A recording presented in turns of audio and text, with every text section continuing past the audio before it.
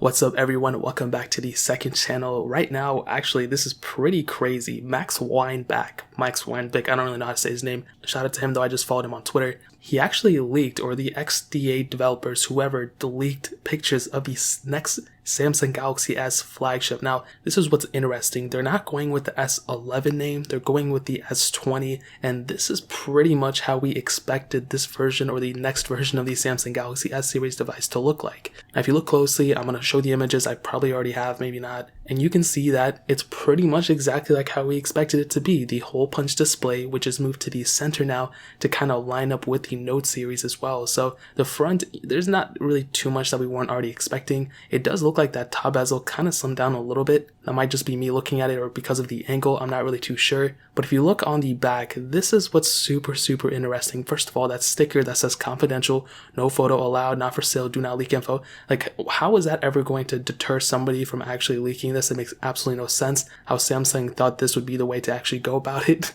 I mean, don't even get me started. Phone companies, I'm pretty sure they do this stuff on purpose. They want these things to get leaked to build up hype. Now, specifically looking at that back, if you look up at the top, you'll see that new camera setup. Now, I think there's a lot of different pieces moving here, okay? First of all, there's an extra sensor.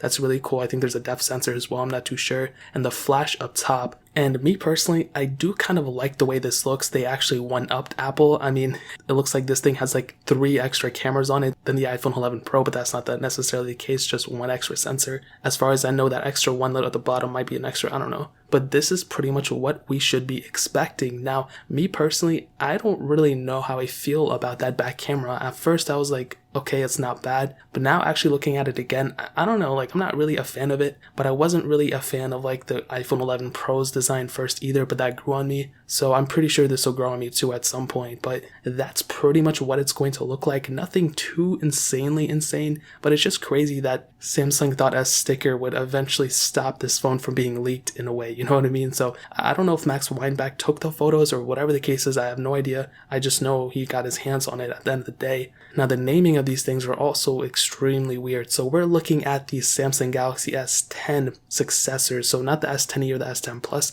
This is the S10 successor. So the S20 will be replacing the S10e, and then the S10 Plus will be succeeded by the S20 Ultra. So the Plus version will actually be the mid-tier model, the Ultra version will be the top-tier model, and I think the pricing is going to be staying the same. I have heard some things saying the Samsung Galaxy S20, the base tier model, is going to be starting at $799, the mid-tier model will be $999, and then the Ultra will be $1099. Now, I believe last year the Samsung Galaxy S10 was being sold for $899, so I don't know how that $100 price tag increase will go, across the board. Maybe they'll still sell the S10s, but I find that to be really weird. But Samsung has made a ton of budget offerings as well, much more than Apple, so I guess that's a huge advantage Samsung has going for it. If you don't want to get this, crazy top tier model, you can always go for like a S10 Lite or something like that, which they'll probably end up keeping those now that I think about it, and then getting rid of the S10 series. But the other thing is that the iPhone 11 is being sold for $699, so I don't know how this is going to play out in the long run. Hopefully Samsung actually keeps it at $699 instead of $799, bumping that up, or at least keeping it the same, but I guess we'll just see what happens. But that's pretty much it. If you guys have any other questions or you find out any more info,